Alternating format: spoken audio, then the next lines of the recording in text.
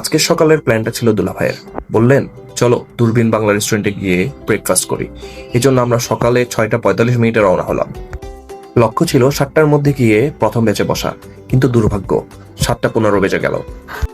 গিয়ে দেখি প্রথম ব্যাচ ফুল এবং বাইরে লম্বা মানুষের লাইন। আমরাও টোকেন নিয়ে অপেক্ষা করতে লাগলাম। এদিকে শেফরা ব্যস্ত কখন আমাদের মুখরোচক খানা উপহার দিবে এই জন্যে। অবশেষে আমাদের ডাক এলো, টেবিলে বসেই অর্ডার দিলাম। এখন অপেক্ষা কখন আসবে আমাদের সেই মহেন্দ্রক্ষণ। কিছুক্ষণ পরেই একে একে চলে এলো ঘিয়ের সুগন্ধে ভরা হালুয়া, খাসির পায়া, চিকেন স্যুপ, রুমালি রুটি আর গরম গরম পরোটা। খাবার সামনে আসতেই আর দেরি নয়, সবাই জমিয়ে খাওয়া শুরু করলাম। সত্যি বলতে প্রতিটি আইটেমই ছিল অত্যন্ত দারুণ। সবার ফেস এক্সপ্রেশনেই বোঝা যাচ্ছিল খাবারগুলি ছিল অত্যন্ত মুখরোচক।